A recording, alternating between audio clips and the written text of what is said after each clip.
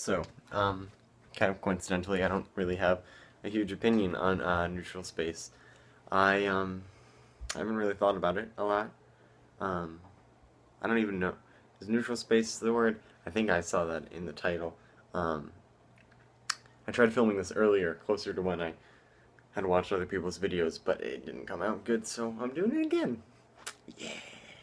Actually, I was outside, but it was windy. So, um, right. So I liked what Niall said about how, for the most part, it seems like debates and people's viewpoints aren't really something aren't really mutable. They're more something that people use to like gather around other people with the same interests, I guess. Not interests. That's a poor phrasing. Niall said it well. So there's that video. Just watch that. You probably have. I mean, this is Vlogalogue. But anyway, I agree with what he was saying. I like that explanation for why people say what their opinion is without actually supporting it all that much. Or before they support it. Like it's a requisite for having an opinion, or having an opinion is a requisite for having information on the debate. Like that doesn't logically make a lot of sense. It would make sense that you could say a lot of stuff about like you should be able to spurt off facts about gay marriage and all the different sides without having to qualify which side you're on. But you still want to, because you know that people are going to either be rooting for your argument or against it, depending on what side they're on. And you want to, from the get-go, I think you want to know that some people are on your side, even if in the process it might make a few people not on your side. And I think that's really why we've been conditioned to do it, because we want to have allies. We don't want to be arguing and talking completely alone. And when we identify with our viewpoint, we kind of,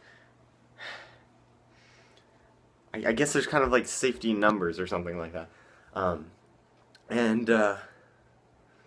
think knowing that you have allies, and especially if you're in a group or have an audience, because then people are going to already know how to be looking at your information.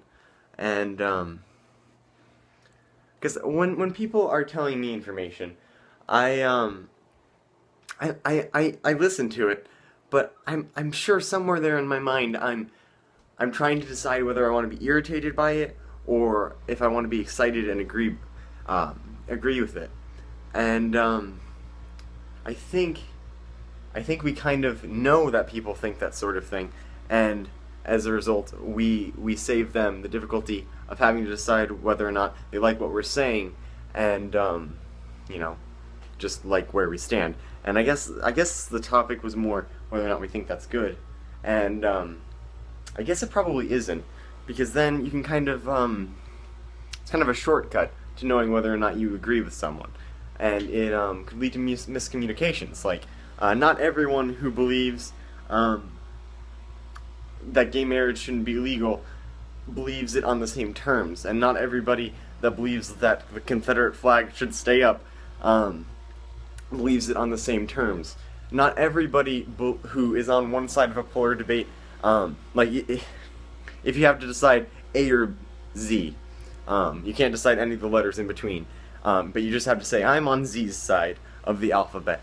That's not an accurate representation of you. If you say that you're on Z's side, and then explain like more information about what letter you are on the scale, that will inform people who want to be informed.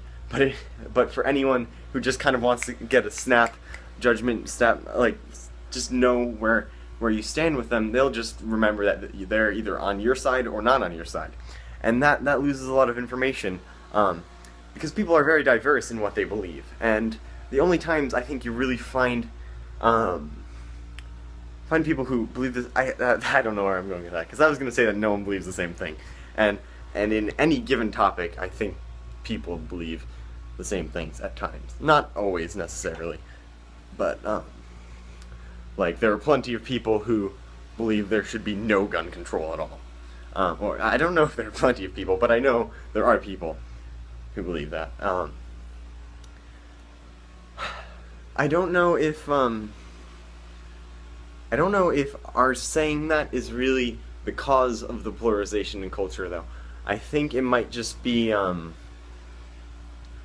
think we just don't really want to listen to people, and I think that it's more of a symptom, and I think it's more of a symptom of our kind of apathy towards finding the best truth, I guess. Like, there are plenty of people who will seek it out and spend a lot of time and energy trying to find the truth, but then there are a lot of people who will argue first and then find information, or even worse, not find any information.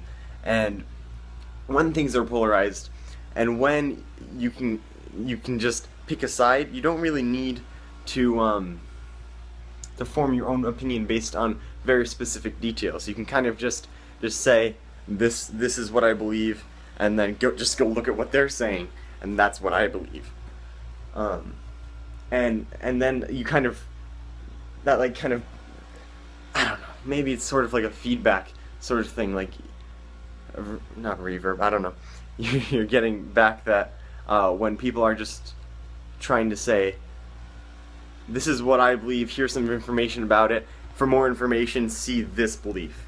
And maybe that's what I don't know exactly where I went in this thing, and I'm going downhill, and I have to do some stuff because I'm a really bad work ethic person. So I'm gonna go, and I'm sorry for that disaster.